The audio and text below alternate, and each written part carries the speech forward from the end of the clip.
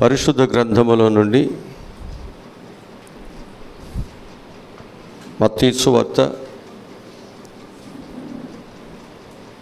26వ అధ్యాయము 36వ వాక్యము నుండి చదువుదాం. అంతటా యేసు వారితో కూడా గెత్సెమనే అనబడిన చోటుకు వచ్చి, నేను అక్కడికి వెళ్ళి ప్రార్థన చేసి వచ్చే వరకు మీరు ఇక్కడ కూర్చునుడని శిష్యులతో చెప్పి, పేతురును జబదయ 2 కుమారులను వెంట పెట్టుకుని పోయి దుఃఖపడుటకును చింతాక్రాంతుడగుటకును మొదలుపెట్టాను. అప్పుడు యేసు, మరణమగునంతగా నా ప్రాణము బహు దుఃఖములో మునిగి ఉన్నది. మీరు ఇక్కడ నిలిచి నాతో కూడా మెలకుగా ఉండుడని వారితో చెప్పి కొంత దూరం వెళ్ళి సాగిలపడి, నా తండ్రి, సాధ్యమైతే ఈ గిన్నె నా యొద్ద నుండి తొలగిపోనేమో, అయినను నా ఇష్ట ప్రకారము కాదు, నీ చిత్త ప్రకారమే కానిమని ప్రార్థించాను. ఆయన మరలా శిష్యుల వద్దకు వచ్చి వారు నిద్రించుట చూసి, ఒక గడి అయినను నాతో కూడా మేలుకొని ఉండలేరా? మీరు శోధనలో ప్రవేశింపకున్నట్లు మెలకుగా ఉండుడి, ప్రార్థన చేయడి. ఆత్మచిత్తమే కానీ శరీరము బలహీనమని పేతురుతో చెప్పి మరలా 2వ మారు వెళ్ళి, నా తండ్రి, నేను దీన్ని త్రాగితేనే కానీ ఇది నా యొద్ద నుండి తొలగిపోట సాధ్యము కాని ఎడల నీ చిత్తమే సిద్ధించునుగాక అని ప్రార్థించి తిరిగి వచ్చి మరలా నిద్రించుట చూశాను. ఎలయనగా వారి కన్నులు భారముగా ఉండెను. ఆయన వారిని మరలా విడిచి వెళ్ళి ఆ మాటలు చెప్పుచు 3వ మారు ప్రార్థన చేశాను. అప్పుడు ఆయన తన శిష్యుల వద్దకు వచ్చి, ఇక నిద్రపోయి అలసట తీర్చుకొనుడి, ఇదిగో ఆ గడియ వచ్చి ఉన్నది, మనిషి కుమారుడు పాపుల చేతికి అప్పగించుచున్నాడు. లేండి, వెళుదాము, ఇదిగో నన్ను అప్పగించువాడు సమీపించి ఉన్నాడు వారితో చెప్పాను. చాలు. ఇక్కడ మనం జ్ఞాపకం చేసుకుంటే, యేసు ప్రభువు వారు సిలువ మరణమునకు వెళ్ళేటువంటి ముందు రాత్రి ఆ గెత్సెమనే తోటలో ప్రభు ఏ విధముగా ఆ గెత్సెమనే తోటలో గలిపాడో ఆ అనుభవాలను మనం కొన్ని నేర్చుకుందాం. ఎందుకంటే ఒక కార్యము సఫలమవ్వాలంటే, ఒక కార్యము మన జీవితాల్లో దేవుని చిత్తానుసారంగా అది నెరవేర్చబడాలంటే మనం ప్రభు చెప్పిన లేక ప్రభు చూపించిన మార్గమును మనం ఖచ్చితంగా అనుసరించాల్సిందే. ఇక్కడ మనకు నేర్పించే ఆ గెత్సెమనే తోటలో ప్రభు యొక్క అనుభవాలు ఒకటి మనం చూసినట్లయితే, గెత్సెమనే తోట యేసు ప్రభు వారు తన ఒంటరితనాన్ని చూపిస్తుంది.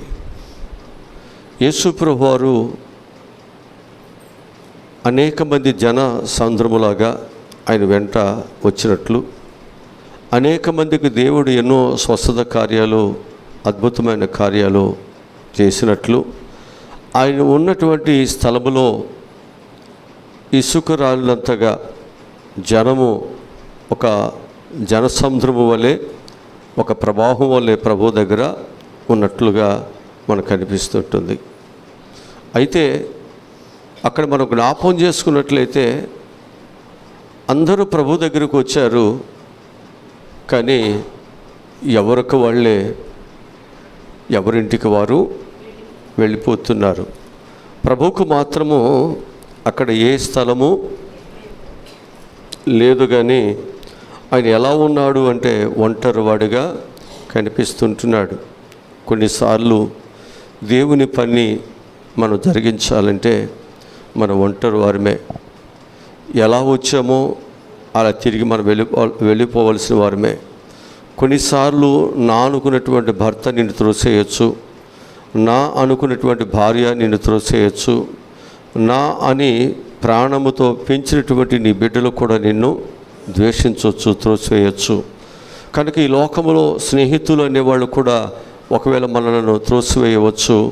ఇలాంటి పరిస్థితులు మనం చూస్తున్నాం. నాది అనుకున్నటువంటి గృహములో నుంచి కూడా నేను బయటికి నెట్టేయచ్చు. అంటే నువ్వెప్పటికీ ఒంటరి వాడివే. చుట్టూ ఎంతమంది ఉన్నా, ఎంతమంది కొరకు నువ్వు శ్రమిస్తున్నా, ఎంతమంది కొరకు నువ్వు ప్రాణ త్యాగం చేస్తూ నీ కష్టార్జితాన్ని అక్కడ ఖర్చు చేస్తున్న ఒక సమయంలో నువ్వు ఒంటరి వాడివే అనే విషయాన్ని ఇక్కడ ప్రభు మనకు గుర్తు చేస్తున్నాడు.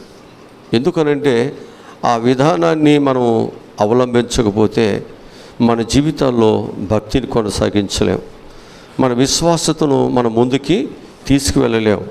బైబిల్ మనకు బోధిస్తున్న మాట ఏంటి అంటే, అక్కడ యోబు విషయానికి వస్తే యోబు యొక్క జీవితంలో కూడా తన యొక్క బిడ్డలు చనిపోయినప్పుడు యోబు అంటాడు, యెహోవా ఇచ్చెను యెహోవాయే తీసుకునేను అంటాడు అక్కడ.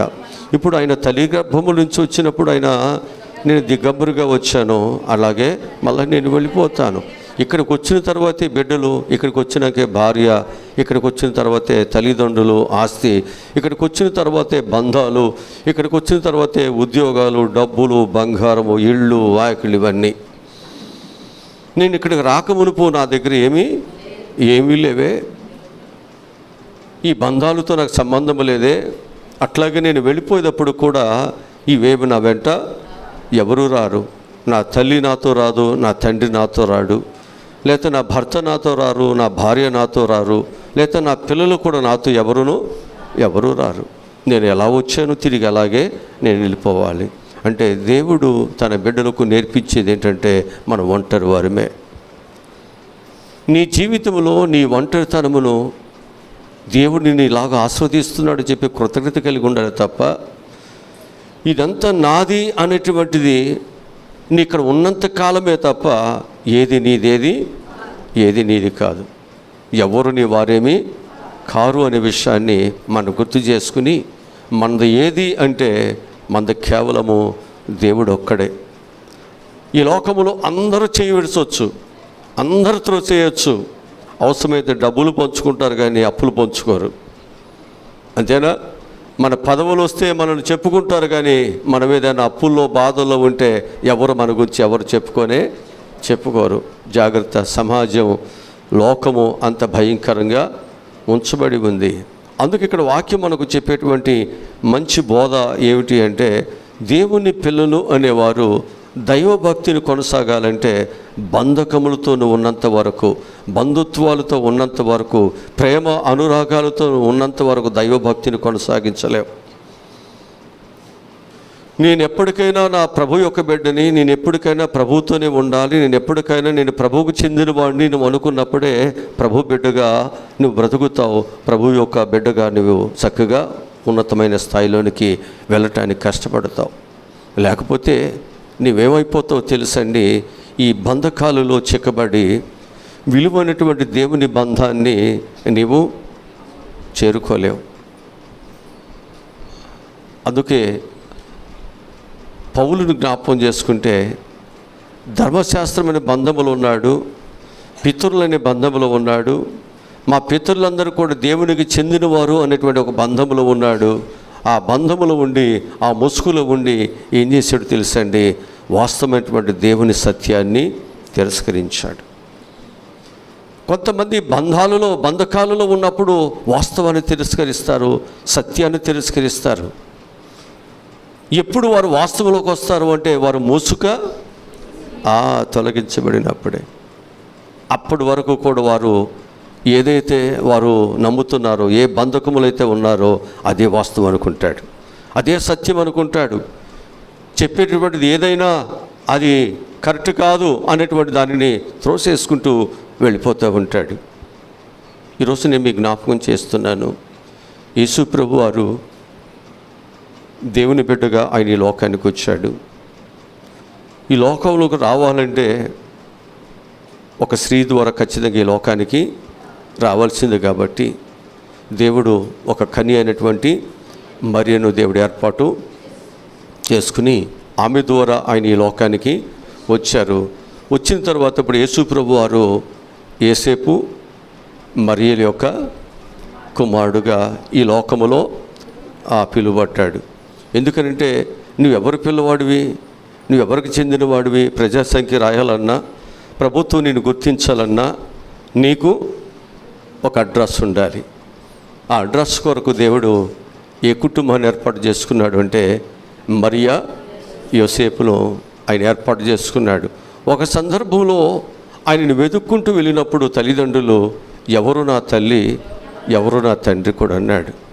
ఎందుకో తెలుసా, నేను దేవునికి చెందినవాడిని, నేను దేవుని చిత్తం నెరవేర్చడానికి వచ్చాను కనుక నేను ఆయన బిడ్డని, నేను ఎప్పుడైనా నేను ఒంటరి వాడినే. ఈ లోకములో అనేక మంది నా వెంట రావచ్చు, కానీ అందరూ కూడా నన్ను ఏం చేస్తారు, విడిసి వెళ్ళిపోతారా? యేసుప్రభు వారి దగ్గరికి చాలామంది వచ్చేవాళ్ళంట. వాక్యములను చూపిస్తాను. మత్తయి సువార్త 14వ అధ్యాయము 23వ వాక్యం చదువుదాం. 14:20 పంపివేసి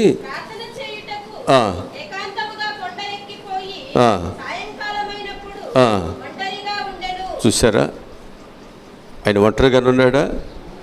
అందుకన్నాడు, ఆకాశ పక్షుల కన్నా గుళ్ళు ఉన్నాయి, నక్కలకు బొరియలు ఉన్నాయి, మనుషులకు తలవార్చుకున్నటకు మనిషి కుమారునికి స్థలమే లేదు. అన్నిటికీ ఉన్నాయి.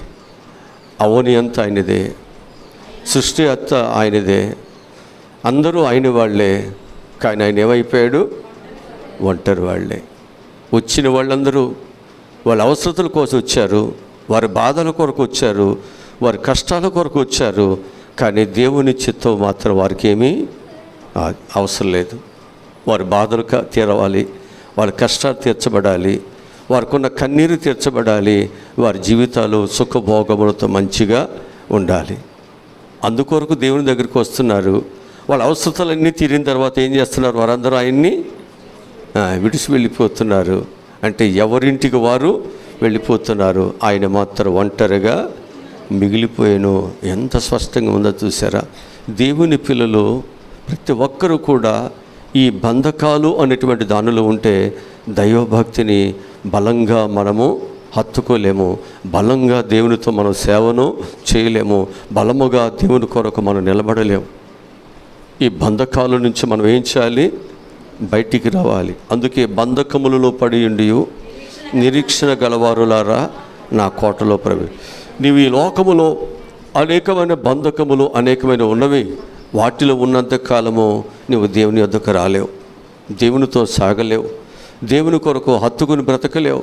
నువ్వెంతవరకు కూడా నాకు అప్పులు ఉన్నాయనవచ్చు, లేకపోతే నాకు వ్యాధులు ఉన్నాయనవచ్చు, నా పిల్లలకు నేను లేకపోతే ఎవరు ఆధారం అనవచ్చు, లేకపోతే నేను ఉండగానే ఏదో ఒక విధంగా నా పిల్లలకు ఎంతో కొంత సమకూర్చాలనుకోవచ్చు. ఇలాంటి ఆలోచనలు నేను ఏం చేస్తాయో తెలుసండి, నీ బిడ్డలకు అనేకమైన గడ్డి తినేటట్లు, గడ్డి తినైనా ఏదో ఒక విధంగా నా బిడ్డలకి సమకూర్చాలి అనేటువంటి ఒక ఆలోచనతో నేనేం చేస్తా తెలుసండి, దేవుని కంటే కూడా నీవు లోకాన్నే బిడ్డలనే అనేకమైన వాటిని ప్రేమిస్తావు.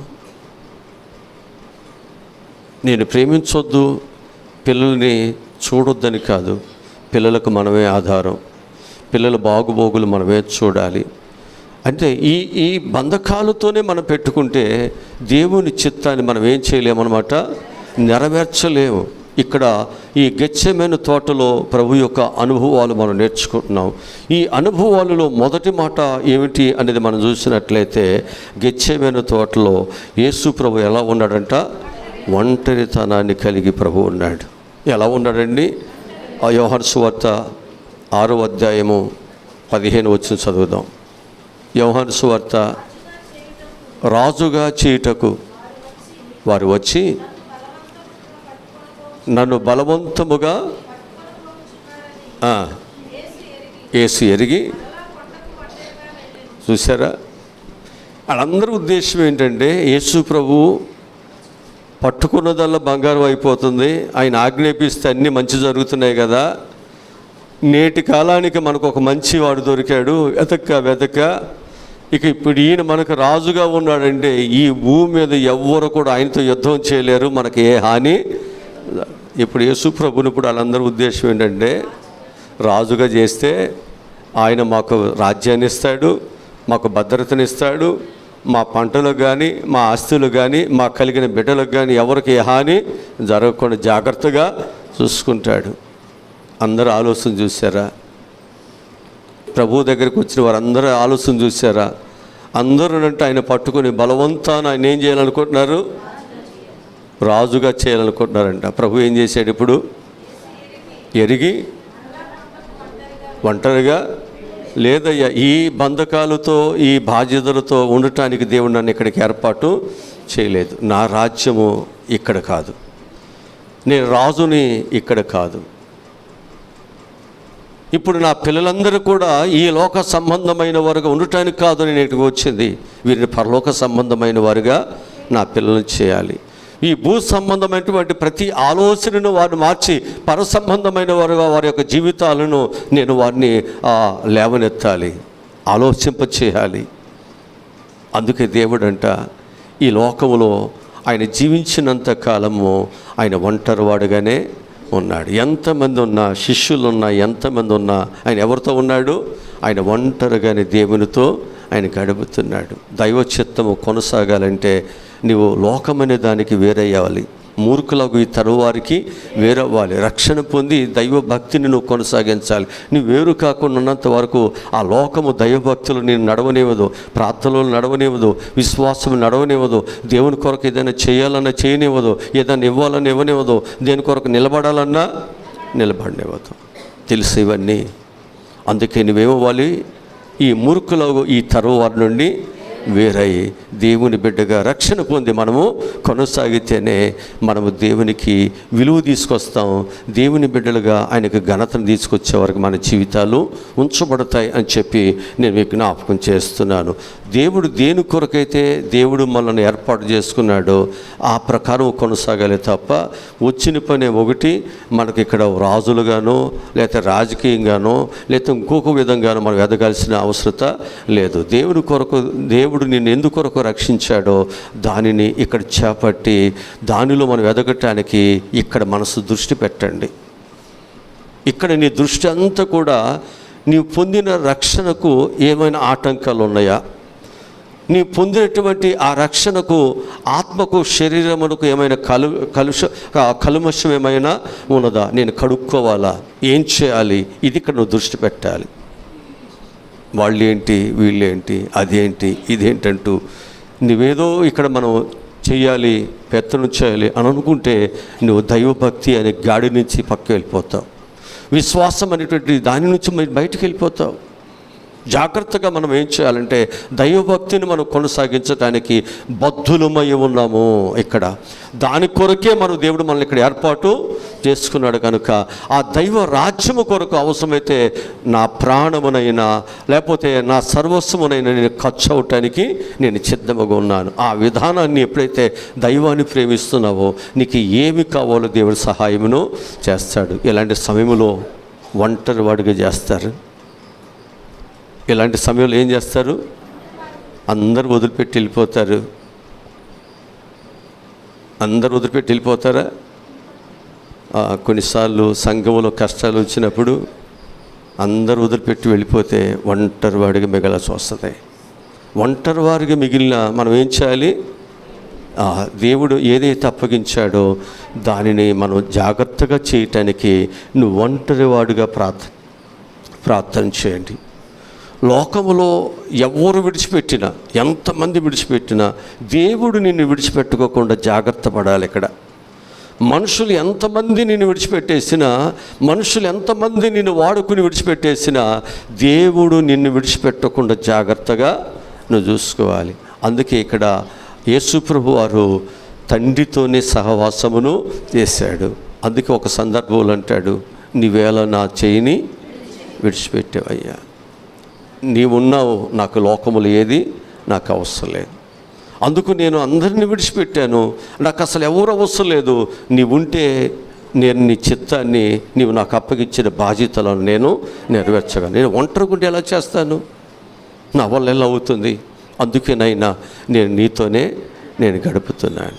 ఈ మనుషులతో వీళ్ళందరితో ఉంటే వాడు తలనొప్పి అంటాడు, ఒకడు జ్వరం అంటాడు, ఒకడు కాళ్ళు అంటాడు, వాడు గుడ్డితనం అంటాడు, ఒకడు ఓసకాలు చేతులు అంటాడు, ఒకడు దయ్యం పట్టి అంటాడు, ఒకడు భోజనం లేదంటాడు. ఇక వీళ్ళ పనే సరిపోద్ది నాకు. ఇక వీళ్ళ యొక్క ఏడుపులు, వీళ్ళపై ఒక పెడబొబ్బులు, వీటిని తీర్చడమే సరిపోతుంది. మరి నీ తండ్రి చిత్తాన్ని నెరవేర్చాలి కదా, నా బాధ్యత ఉంది కదా.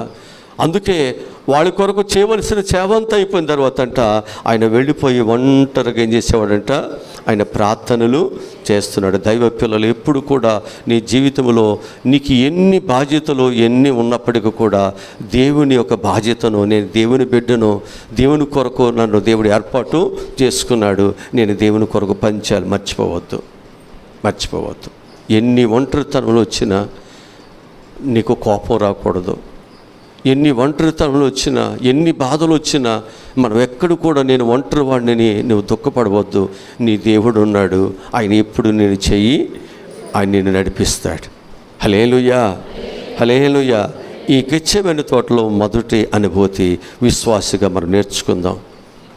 ఈ లోకములో అనేకమైన బంధకాలతో ఉన్నప్పుడు భక్తి చేయలేవు, దాన్ని విడిచిపెట్టినప్పుడే భక్తి చేస్తావు.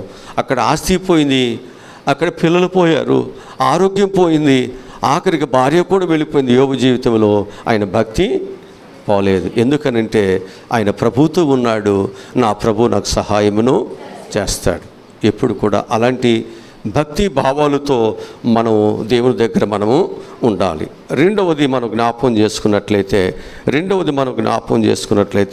యేసు ప్రభు వారు దేవుని యొక్క సంకల్పాన్ని నెరవేర్చడానికి ఆయన గెత్సేమనే వనములో ప్రార్థన చేస్తున్నాడు.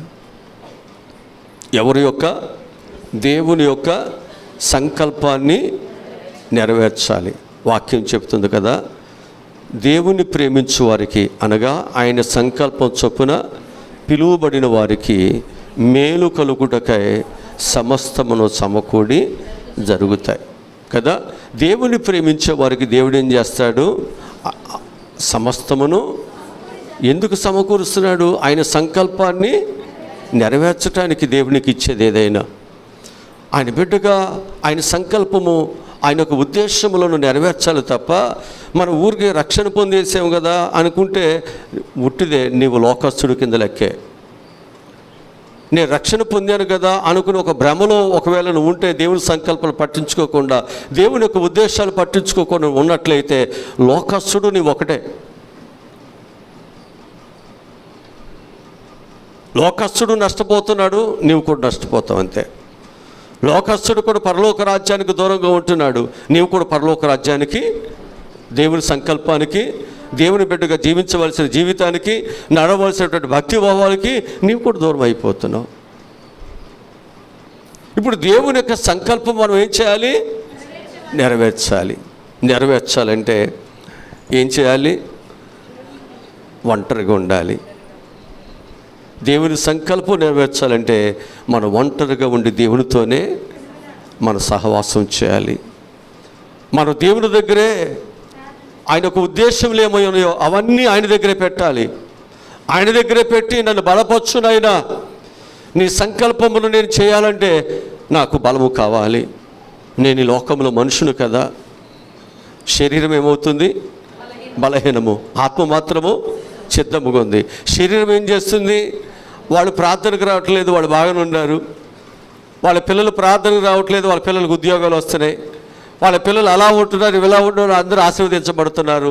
మా కుటుంబాలకి ఏంటి బాధలు, మేమందరం భక్తి చేస్తున్నావుగా, మేమందరం రక్షణ పొందేవుగా, మేమందరం దేవునితో నడుస్తున్నావుగా, మాకేం దొరికింది, శరీరం. ఎవరిని చూపిస్తుంది, లోకాన్ని చూపిస్తుంది. ఆత్మ ఏం చేస్తుంది, దేవుని యందు నిరీక్షించు. వారు కలిగినవన్నీ శాశ్వతమైనవి కాదు, తాత్కాలికమైనవి. దేవుడు నీ కొరకు అనేకమైనటువంటి మేలు కలుగుటకు దేవుడు సమకూరుస్తున్నాడు. నీ కొరకు సిద్ధపరిచినటువంటి మేలు ఎంతో గొప్పది, సామాన్యమైనది కాదు. దాని కొరకు నీవు వేసి ఉండు, దాని కొరకు నీవు ఇంకా నిరీక్షణతో చూడు.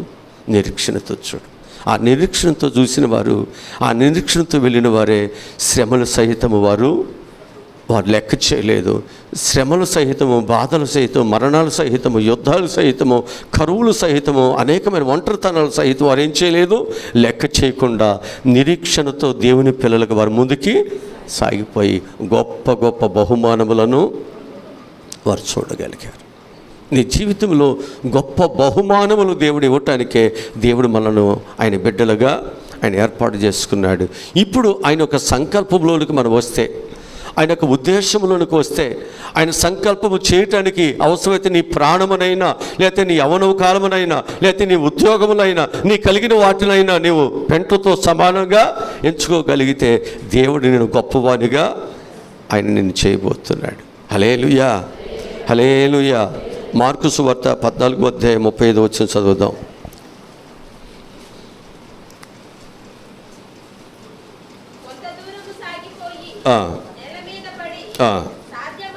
సాధ్యమైతే ఆ గడియ చాలు. ఇక్కడ మనం చూస్తే ఆ గడిలో ఏం చేస్తున్నమాట, ఆ గిన్నె నా యుద్ధం నుంచి తొలగిపోవాలని ఆయన ఏం చేస్తాడు, ప్రార్థన చేస్తూ ఆయన ఏమంటున్నాడు తెలుసా, మళ్ళీ ఆయన ఏమంటున్నాడండి, మళ్ళీ ఏమంటున్నాడు తెలుసా అండి, నీ చిత్తమైతే చదవండి ఇంకా దాన్ని, ఇక అక్కడే ముందేంటి దాన్ని,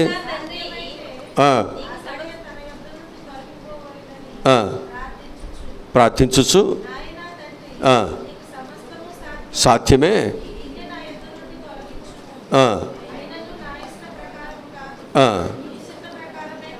అంటే ఇక్కడ సంకల్పానికి వచ్చాడా, అక్కడ కష్టమే కనిపిస్తుంది, అది తట్టుకోలేని పరిస్థితి కనిపిస్తుంది. ఇప్పుడు ఏం చేస్తున్నాడు, దేవుని సంకల్పానికి కష్టమైన బాధ అయినా, దేవుని పిల్లలు ఇక్కడంతే, ఆరోగ్యం ఉన్నా లేకపోయినా, డబ్బులున్నా లేకపోయినా, ఈ లోకంలో సుఖభోగాలు ఉన్నా లేకపోయినా, మనం దేవుని పిల్లలకు బ్రతకటమే, దేవుని రాజ్యము కొరకు కట్టడమే, ఆయన రాజ్యము కొరకు, ఆయన నీతి కొరకు ఆకలి దప్పికలైనా పర్వాలేదు, దేవుని యొక్క రాజ్యానికి, ఆయన పనిలో నేను బలంగా నా ప్రాణం ఉన్నంత వరకు నేను పని చేయాలి. ముసలితన మందును కూడా ఇంకా సారము కలిగి నేను ఇంకా పని చేయాలి. దేవుని పని మన జీవితాల్లో మనం చేయాలని దేవుని యొక్క సంకల్పం అయినప్పుడు మనం ఏం చేయాలి, ఆయన సంకల్పం కిందకి రావాలా, మనందరం చేయటానికి రావాలా, అంతే రావాల్సిందే. నేను ఎట్లా వస్తానండి, నేనేముంది, నేనేం చేయగలుగుతాను, నా వల్ల ఏమవుతుంది అనుకుంటే నీవు బలహీనమవుతావు. దేవుని సంకల్పం చేయటానికి దేవుడు నీకు సామర్థ్యం ఇస్తున్నప్పటికి కూడా నువ్వు దానిని త్రోసేసుకుంటున్నావు. అలా చేయటం వల్ల నీకు దేవుడు గొప్ప ప్రతిఫలం ఇవ్వబోతున్నాడు. అలా ఆలోచించడం బట్టి దేవుడు నీకు గొప్ప ఆశీర్వాదం ఇవ్వబోతున్నాడు. ఇప్పుడు దేవుని పిల్లలు అనేవాడు పరిశుద్ధంగా ఉండాలి, ఆయన సంకల్పం. ప్రార్థన చేయాలి, ఆయన సంకల్పం. లోకములో నుండి వేరవ్వాలి, ఆయన యొక్క సంకల్పం. మనము శరీరమునకు ఆత్మకు కలిగిన కల్మషములు ఎప్పటికప్పుడు ఏం చేసుకోవాలి, కడుక్కోవాలి. ఇది ఎవరి సంకల్పం, దేవుని సంకల్పం. ఇప్పుడు మనం ఏం చేయాలి, దేవుని సంకల్పం చేయాలా, కష్టమైన బాధని చేయాలా, మరి ఆయన చేయకపోతే దేవుని సంకల్పంలో నువ్వు ఉండటేనా? అలా నువ్వు లేనప్పుడు రక్షణ పొందితే ఏంటి, పొందపోతే ఏంటి? నువ్వు దేవుని మందిరానికి వస్తే ఏంటి, రాకపోతే ఏంటి? దేవుని మందిరానికి రానోడు ఒకటే, వచ్చినోడు నువ్వైనా ఒకటే. ఆయన మాట విన్నప్పుడు, ఇప్పుడు చదువుకున్నోడు అంతే, చదువుకుంటాకు వచ్చినోడు కూడా అంతే. నువ్వు వింటలేదుగా, చదువుకుని బాగుపడాలని మనసు లేదుగా. వాడని బయట ఉండి ఏదో ఒకటి పని చేసుకుని ఏదో పని నేర్చుకుంటున్నాడు. వాడు బయటికి చదువుకు రావట్లేదు కాబట్టి వాడు చదువు రాదంటున్నావు, వచ్చి మాత్రం ఇద్దరు ఒకటే, అంతేనా? ఏ రాయితో కొట్టుకున్నా పొళ్ళుడేది ఒకటే, అంతే. మానవుని యొక్క జీవితంలో దేవుని యొక్క సంకల్పమును మనం నెరవేర్చలేనప్పుడు ఆ వ్యక్తి ఎలా దేవుని యొక్క సంకల్పం నుంచి బయటకు వెళ్ళి తన ఇష్టానుసారంగా ఏమి తిందుమో ఏమి తాగుతామని జీవిస్తున్నాడో నీవు కూడా అలాగే ఉన్నావు. దేవుని సంకల్పం నెరవేరుస్తానని వచ్చి నీవు కూడా దేవుని బిడ్డగా. అందుకే జాగ్రత్త.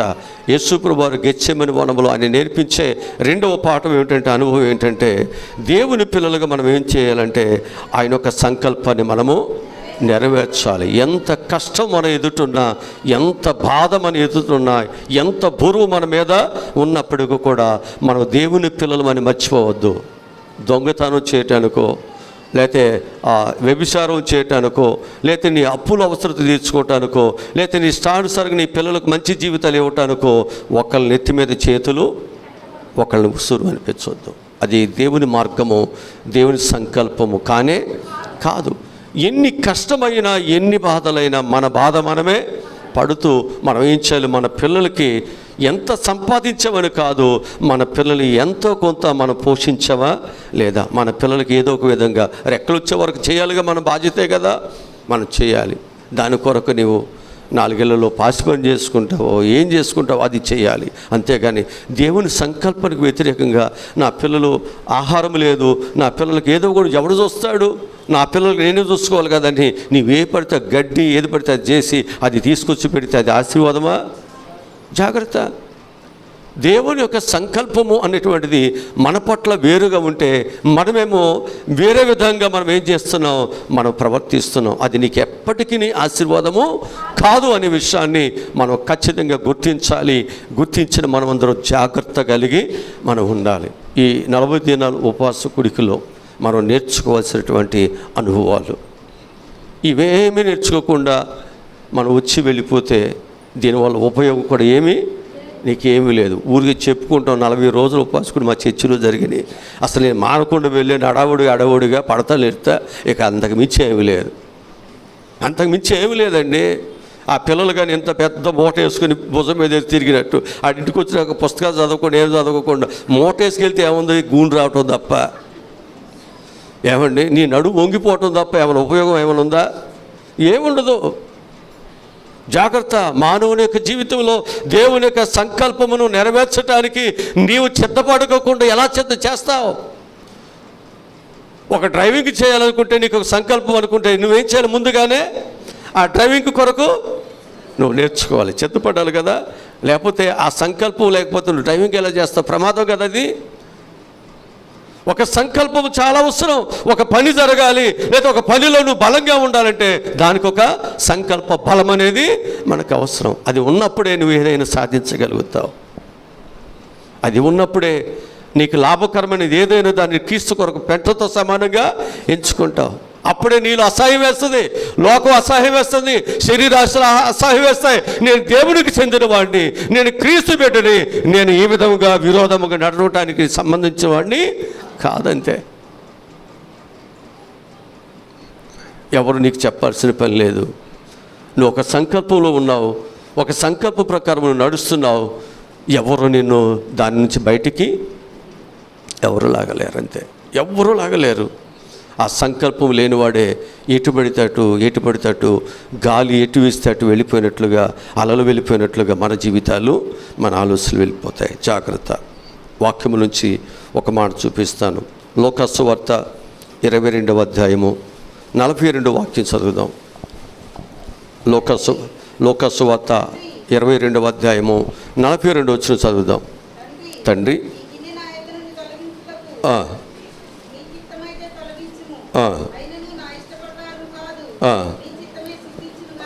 అది ఇప్పుడు దేవుని సంకల్పంలోకి వచ్చాడా లేదా?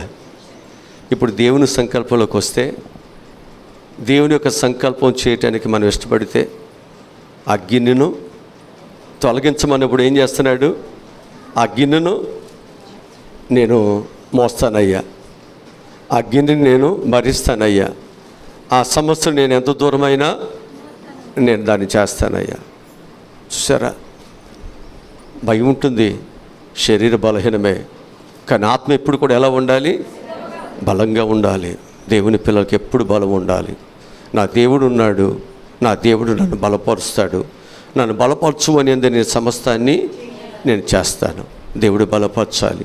దేవుడు బలపరచాలి అంటే నీ సంకల్పాలన్నీ నీ పిల్లలు ప్రయోజకులు అవ్వాలని, నువ్వు ఇది ఇల్లు వాకిలు సంపాదించుకోవాలని, లేదా నేను మంచి స్థితిలో ఉండాలి, నీకు ఒక ఆలోచన సంకల్పం ఉంది కదా, అది నెరవేర్చాలంటే నువ్వేం చేయాలి తెలుసని దేవుని దగ్గర ప్రార్థనలు మనం చేయాలి. ఇదే మనకు నేర్పిస్తుంది ఇక్కడ. ఇది రెండవది. మూడవది మనం జ్ఞాపకం చేసుకుంటే, యేసు ప్రభు వారంట వినయ విధేయతలతో దేవుని పని చేయటానికి ఆయన ఏం చేశాడు? శిరస వహించాడు. ఆయన చిత్తపడిపోయాడు. ఇక దేవుని బిడ్డగా మనం ఏం చేయాలో తెలుసండి. ఆయన బిడ్డగా జీవించటానికి ఎన్ని కష్టములైనా ఎన్ని బాధలైనా మనం సిద్ధపడాలి. అది అక్కడ నేర్పిస్తున్నాడు. నాకు అది లేదు, నాకు ఇది లేదు అనుకుంటూ ఉంటే నువ్వేం చేయలేవు. నువ్వు సనుగుతూ కొనుకుతుంటే దేవుని కొరకు ఏం చేయలేవు. నీ జీవితం మారనంత వరకు నువ్వేం చేయలేవు. నువ్వు దేవునికి నీ హృదయాన్ని పరిపూర్ణంగా సమర్పించలేనంత వరకు నువ్వేమీ సాధించలేవు. నువ్వు ఏదైనా సాధించాలి అంటే ఖచ్చితంగా నువ్వేం చేయాలి? నువ్వు ఒంటరివాడిగా ఉండటానికైనా ఇష్టపడాలి. దేవుని సంకల్పమును చేయటానికి ఎండైనా వానైనా నేను ఒంటరివాడినైనా నేను దేవుని చిత్తాన్ని జరిగిస్తాననేటువంటి దృఢ నిశ్చయిత ఉండాలి. మూడవది మనం ఎలా ఉండాలి అంటే వినయ విధేయతలతో ఉండాలి. ఆ పని చేయటానికి కోపం ఉండకూడదు, కష్టం ఉండకూడదు. ఆ పని చేస్తే నాకు వచ్చే లాభం ఏంటో మనం అక్కడ లెక్కలేమీ వేసుకోకూడదు. దేవుడు మనల్ని ఏర్పాటు వేసుకున్నాడు కనుక మనం ఏం చేయాలి? విధేయతతోనే పనిని చేయాలి. అర్థమవుటని చెప్తాను. ఇప్పుడు ఒక పశువు ఒక ఎడ్ల బండి లాగాలనుకుంటే అదేం చేయాలి?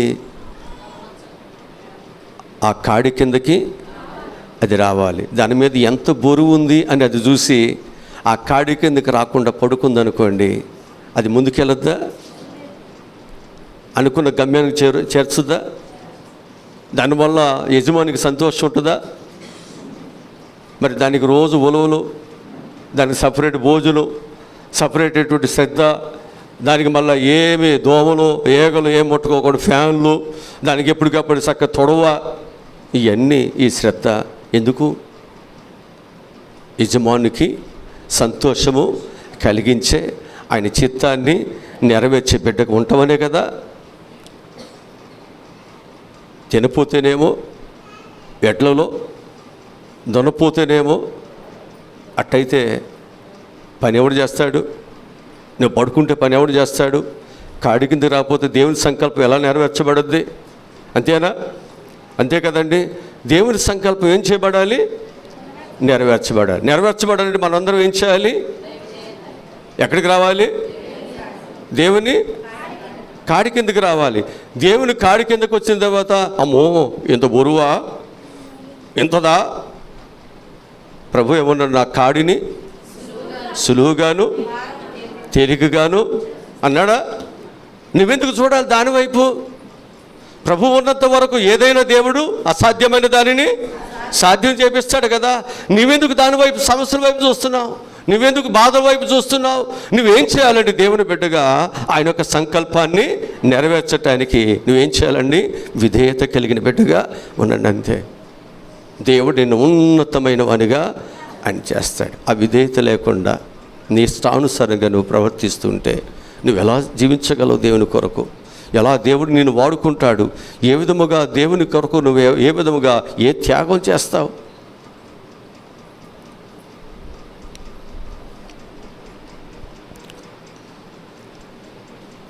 హెబ్రీయుల రాసిన పత్రిక 5వ అధ్యాయము 8వ వచనం చదువుదాం.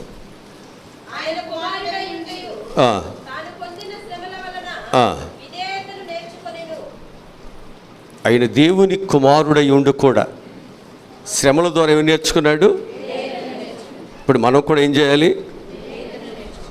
విధేయత నేర్చుకుంటావా? ప్రార్థనకి వెళ్ళాం, దేవుడు ఏం చేశాడు? అందుకే నీ చర్చికి రావట్లా. ఈ 45 దినాలు ఉపవాసం ఉన్నాను, ఇంత చేస్తే దేవుడు ఏమన్నా చేశాడా?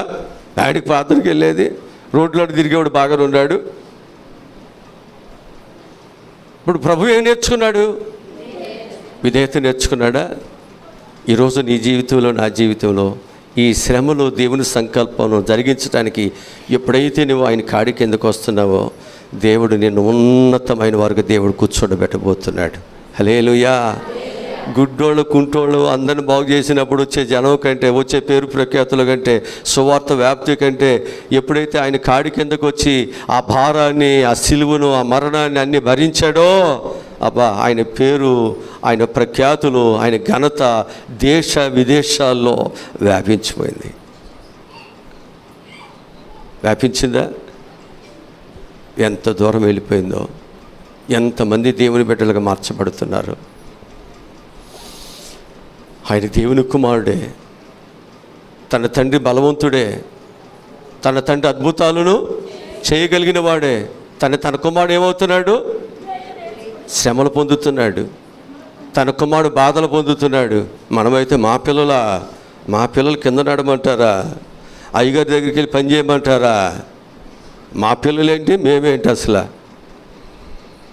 అని మన పిల్లల్ని ఎంత దరిద్రులుగా పెంచుతున్నాం.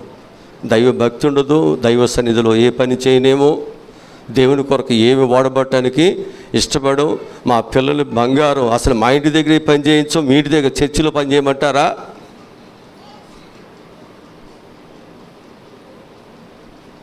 ఆయన ఎవరు? దేవుని కుమారుడు. ఇప్పుడు ఆ దేవుని కుమారుడికి ఏం కష్టాలు ఉంటాయి, ఆయనకి ఏ బాధలు ఉంటాయి? అది తండ్రికి అసాధ్యమైంది ఏముంది? ఆయన ఇప్పుడు ఏం చేస్తున్నాడు? దేవుని యొక్క సంకల్పాన్ని నెరవేర్చాలంటే ఇప్పుడు ఏం అవ్వాలి? ఇప్పుడు అక్కడ ఒంటరివాడు అవ్వాలి, ఇక్కడ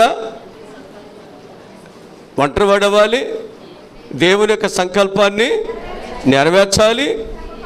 అలాగనే ఆయన ఏమవ్వాలి? విధేయత కలిగిన వాడుగా ఉండాలి. ఇన్ని ఉంటే కానీ దేవుని చిత్తాన్ని నెరవేరుస్తాడు. ఇవేమీ లేకుండా ఊరికే బుడబుడ మునిగిపోయి, యొర్దాను నదిలో మునిగాం, కృష్ణా నదిలో మునిగాం.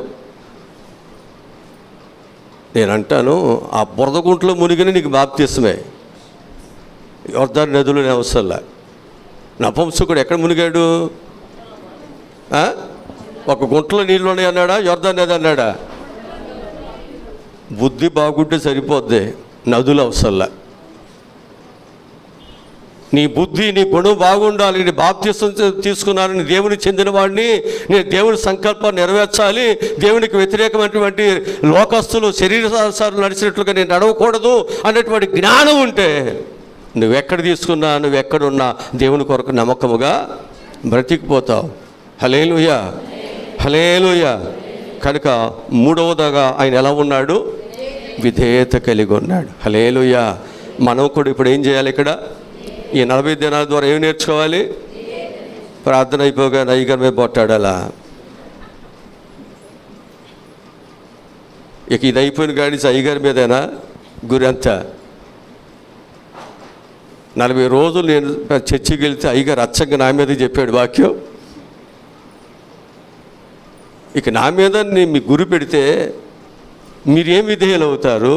మీరు దేవుని సంకల్పాన్ని ఏమి సాతాను బిడ్డలకైనా కదా మనం ఉండేది. జాగ్రత్త. వాక్యము అనేక విధాలుగా మాట్లాడుతున్నప్పుడు ఇప్పుడు కొంతమంది నేను భక్తి కలిగి ఉన్నాను, నేను అది ఉన్నాను, ఇదని కబుర్లు చెప్తే నా బోటోడు నేను అంగీకరించలేను.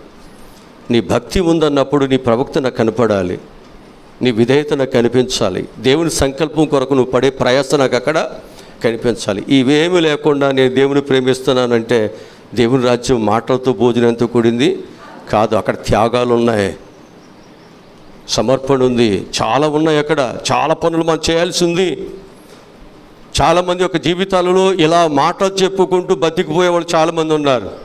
ఇలా మాటలు చెప్పుకుంటూ ప్రవక్తను మారదు, బ్రతుకు మారదు, పరిస్థితులు మార్చుకోరు. మేము వెళ్ళే చర్చి, మేము వెళ్ళే పాస్టర్ గారు, మేము ఏసీ ఉంటే నిన్ను పరలోకాన్ని తీసుకెళ్ళద్దా? అక్కడ ఒక 20,000 మంది, ఒక 10,000 మంది ఉంటే నిన్ను పరలోకాన్ని తీసుకెళ్తారు వాళ్ళు? ఏంటంటే అటు చూస్తారా? ఇంకా అటు తీసుకెళ్తారా? ఆ 10,000 మంది, 20,000 మందిని బుద్ధి మార్కోకుండా, నేను తప్పు చేశాను పశ్చాత్తాపం నీలో రాకుండా ఆ పెద్ద సేవకుడు తీసుకెళ్ళడు, పెద్ద సంఘం తీసుకెళ్ళదు. ఆ 20,000 మంది, 30,000 మంది, 1,00,000 మంది ఉంటే వాళ్ళు ఎవరు నిన్ను తీసుకువెళ్ళరు. నేను తీసుకువెళ్ళేది ప్రభు అయిన యేసుక్రీస్తు. ఎలా తీసుకెళ్తాడు? ఎలా తీసుకెళ్తాడు? నీ యొక్క రక్షణ అనుభూతి, నీ సాక్ష్యము, నీ పద్ధతులు బట్టి దేవునికి సహాయమును వేస్తాడు అంతే. ఇవేమీ లేకుండా అక్కడికి వెళ్ళిన తర్వాత అవసరమైతే 10,000కి 20,000 కడదాం, 20,000కు 50,000 కట్టేద్దాం, లేకపోతే 1,00,000 బారేద్దాం, మా పిల్లోడికి ఉద్యోగం వచ్చేస్తుంది. ఈ పుప్పులన్నీ ఇక్కడే, అక్కడేం కుదరదు. ఇక్కడన్నీ ఈ మాటలన్నీ ఇక్కడేనండి. ఈ మీసాలకు సంపంగి అంతా ఇక్కడే, అక్కడేం కుదరదు. పోరా బయటకు అంటాడు. అక్కడేమో లంచాలు ఉండవు, అక్కడ రికమెండేషన్లు ఉండవు, అక్కడేమీ ఉండవు. లేదండి,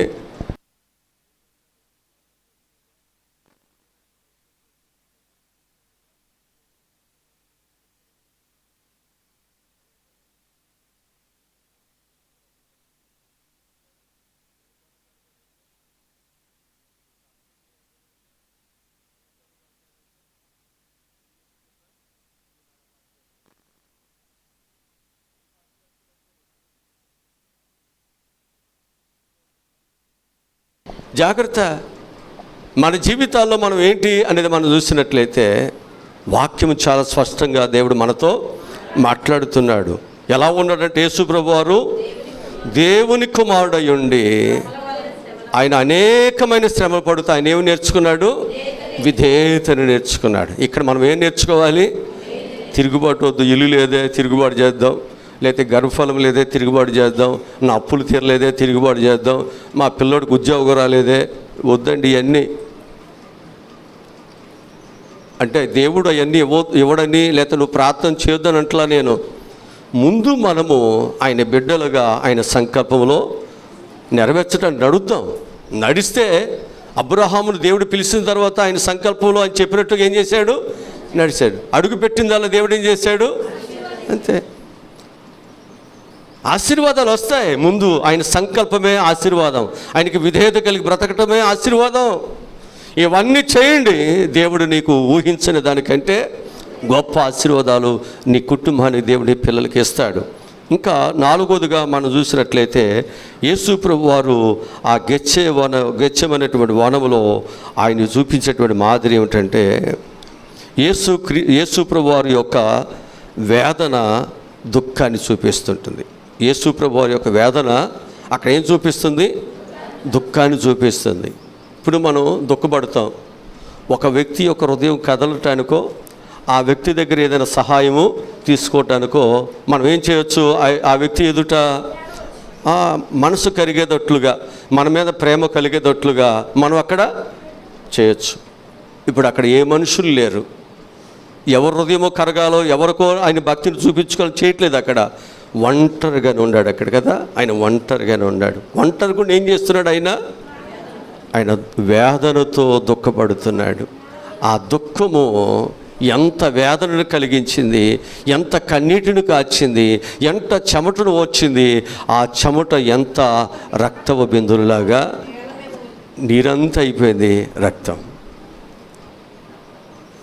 చూడండి, యేసు ప్రభు వారు అక్కడ ఆ శ్రమ ద్వారా విధేయత నేర్చుకున్నవాడు ఇప్పుడు ఈ విధేయతలో ఏం చేస్తున్నాడంటే అక్కడ వేదన పడటం కూడా నేర్చుకున్నాడు. ఆ వేదన, ప్రసవ వేదన పడుతున్నాడు. ఎవరి కొరకు ఇది? అగ్ని తీసేయమని కాదు, దేవుని సంకల్పము నెరవేర్చాలయ్యా. భర్త ఊరుకోవట్లేదు, భార్య ఊరుకోవట్లేదు, ఆర్థిక ఇబ్బందులు ఉన్నాయి, అనేకమైన కష్టాలు ఉన్నాయ్యా. నేను దేవుని పని చేయాలని ఆశ ఉంది. ఈ అడ్డుబండలు ఆటంకములు ఇవి లేకుండా నేను దేవుని బిడ్డగా ఆయన సంకల్పం చొప్పున నేను నడవటానికి నువ్వు నాకు సహాయమును. ఎందుకని అంటే ఆయన శారీరకముగా ఏమవుతున్నాడు? ఈ గిన్నె నా యొద్ద నుంచి తీసేయమన్నాడు. కానీ ఆయన దేవుని బిడ్డగా ఏం చేయాలి? ఇప్పుడు ఆయన ఆ గిన్నెను ఆయన ఒక్కడే భరించాలి, మోయాలి ఆయన ఒక్కడే. అది తీసేయటానికి కాదు, ఆ గిన్నె ఆయన మొయ్యాల్సిందే. నువ్వు అందుకొరకు ఏర్పాటు చేయబడ్డావు. ఇప్పుడు అది నెరవేర్చబడాలి, ఆ కార్యం జరగాలి. ఆ శ్రమలలో కూడా నేను దేవుని మహిమపరచాలి, దైవ కార్యాన్ని అక్కడ నేను జరిగించాలి. ఇప్పుడు ఏం చేస్తున్నాడు ఆయన? అక్కడ ఆ బలము కొరకు, ఆ శక్తి కొరకు, బలహీనము కాకుండా ఉండటానికి, గుండె ధైర్యంగా ఉండటానికి, దేవుని సంకల్పానుసారంగా ఆయన దేవుని యొక్క చిత్తాన్ని తుది వరకు దానిని తీసుకువెళ్ళటానికి ఆయన కన్నీటితో వేదనను పడుతున్నాడు తప్ప పిల్లల కొరకు, కుటుంబం కొరకు, ఎవరి కొరకు కాదండి. ఇక్కడ ఎన్ని పరిస్థితులు ఉన్నా, ఎన్ని ఒంటరితనములు ఉన్నా, ఎన్ని కష్టాలు మన జీవితాల్లో ఉన్నా మనం ఏం చేయాలండి?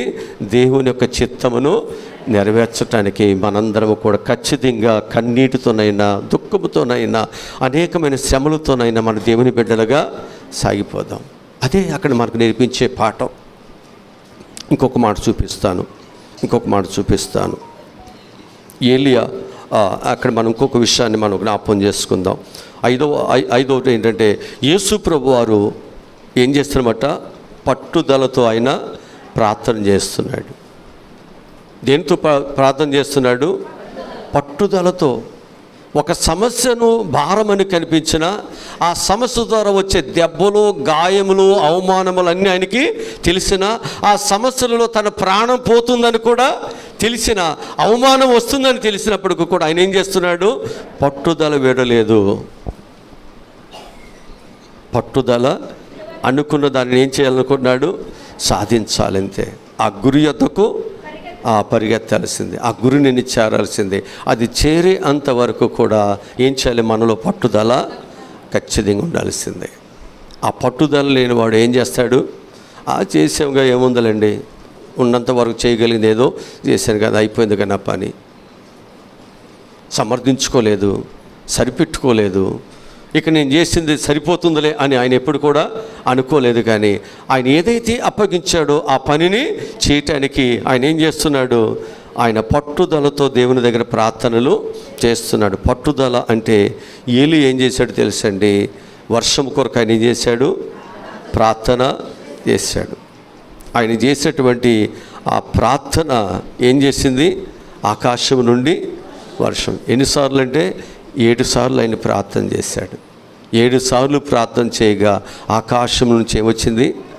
వర్షం వచ్చింది. పట్టుదలతో మనం ప్రార్థిస్తే అనేక సంవత్సరాలు ఆగిపోయింది కూడా ఏమైంది? వర్షం వచ్చింది. అనేక సంవత్సరాలు ఏమైంది? అది వర్షం లేకుండా కరువులు వచ్చినాయిగా. తర్వాత వాళ్ళు ఏం చేస్తారు? పట్టుదలతో ప్రార్థన చేస్తే దేవుడు మరలా ఏం చేశాడు? ఆగిపోయింది కూడా మళ్ళీ తిరిగి రావటానికి దేవుడు సహాయమును దయచేశాడు. కనుక నువ్వు పట్టుదలతో ప్రార్థిస్తే ఆగిపోయింది కూడా దేవుడు నీకు సహాయమును చేస్తాడు. నువ్వు అంతగా వర్ధిల్లుతావు, అంతగా నీ కుటుంబం బహుగా బలంగా ఉంటుంది. కనుక యేసు ప్రభువు వారు గెత్సేమనే ఆయన చేసేటువంటి దానిలో ఏంటంటే పట్టుదలతో ఆయన ప్రార్థన ఆయన చేశాడు. ఆ రోజుగా మనం చూసినట్లయితే గెత్సేమనే తోటలోనంట దూతలు వచ్చి ఆయన ఏం చేస్తున్నాయంట? బలపరుస్తున్నాయంట. ఏమొచ్చి? దూతలు వచ్చి. లోకాసు వార్త 22వ అధ్యాయము 42 వచ్చిన చదవండి. పరలోకములో నుండి ఆయనకు కనబడి ఏం చేసినాయి అంట? బలపరిచినాయా? దేవుని పిల్లలకు మనం ఉంటేనంట దేవుని దూతలు వచ్చి మనల్ని ఏం చేస్తాయి? బలపరుస్తాయి. దేవుని దూతలు వచ్చి ఏం చేస్తాయి? మన పాదములకు రాయి తగలకుండా అవి ఎత్తి పట్టుకుంటాయి. దేవుని దూతలు వచ్చి ఏం చేస్తాయి? మనం అలసిపోతే మనకు ఆహారాన్ని పెట్టి మనకు బలమును ఇస్తాయి. నీకు తెలుసా? దేవుని బిడ్డగా నువ్వు జీవిస్తానంట దేవుని దూతలు నీకు వచ్చి పరిచర్యను చేస్తాయి. మనుషులు కాదు నీకు చేసేది. ఎవరు చేస్తారు? దేవుని దూతలు వచ్చి నీకు పరిచర్య చేస్తారంట. అంతగా దేవుడు ఆయన బిడ్డలు ఆయన కొరకు జీవిస్తే అంతగా దేవుడు నీకు సహాయమును, అంతగా ఆయన ప్రేమని పట్ల ఆయన చూపిస్తారు అనే విషయాన్ని నేను మీకు జ్ఞాపకం చేస్తున్నాను. 7వదిగా మనం చూసినట్లయితే ఆ గెత్సేమనే తోటలో ఆత్మల కొరకు ఆయన తపన పడుతూ ఏం చేస్తున్నాడట? చింతాక్రాంతుడు అవుతున్నాడంట. ఆయన ఏమవుతున్నాడంట? చింతాక్రాంతుడు. మార్కు సువార్త 14వ అధ్యాయం 33 వచ్చి చదవండి. చింతాక్రాంతుడు అవుతున్నాడని వాక్యం చెప్పబడుతుంది.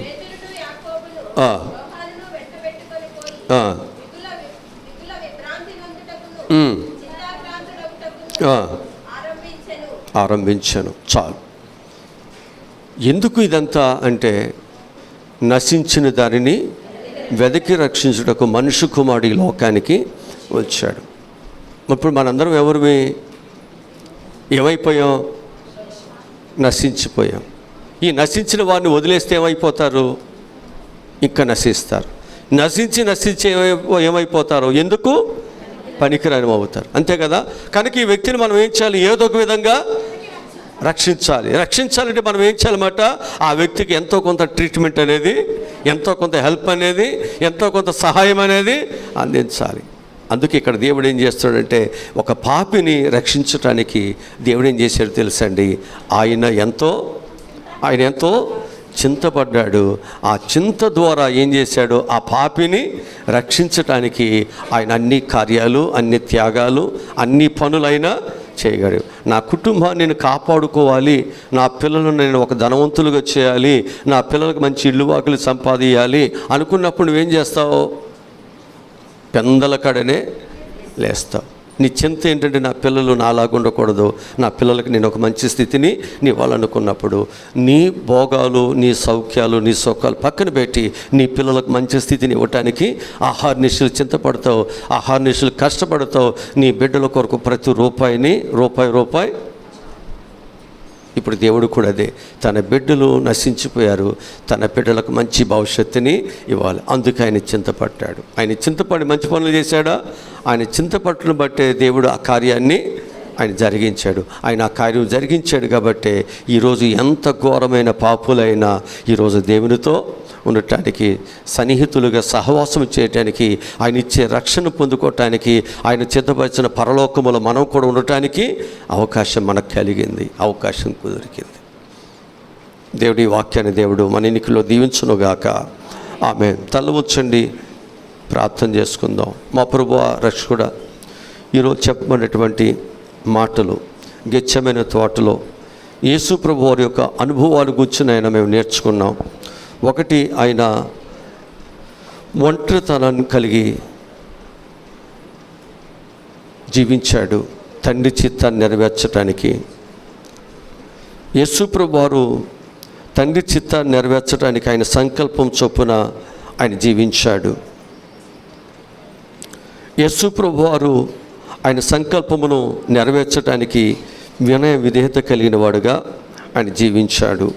యేసు ప్రభు వారు ఆయన యొక్క సంకల్పాన్ని నెరవేర్చడానికి వేదన పడుతూ కూడా, ఆయన దుఃఖపడుతూ కూడా ఆయన సంకల్పాన్ని నెరవేర్చాడు. ఐదవదిగా యేసు ప్రభు వారు పట్టుదలతో ఆయన ప్రార్థనలు చేశాడు. ఆరవదిగా యేసు ప్రభు వారు తన యొక్క దూతలు వచ్చి ఆయనను బలపరిచాయి.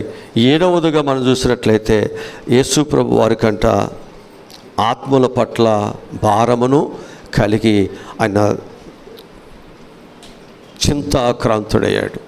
అవునైనా ఈరోజు చెప్పినటువంటి ప్రతి మాట విశ్వాసగా మా జీవితంలో ఆయన మాకు వేసిన బాటను లేకపోతే మార్గమును మేము కూడా నడుస్తూ, ఆయన చిత్తానుసారంగా నడుస్తూ ఆయన గెలిపించేవారుగా, ఆయన మహింపరిచేవారుగా, ఆయన బిడ్డలుగా మేమందరం ఉంటాం. సహాయములను దయచేయమని యేసు నామములో ఈ మనవులు ఈ ప్రార్థనలు అడిగి పొందుకుని ఉన్నాము తండ్రి.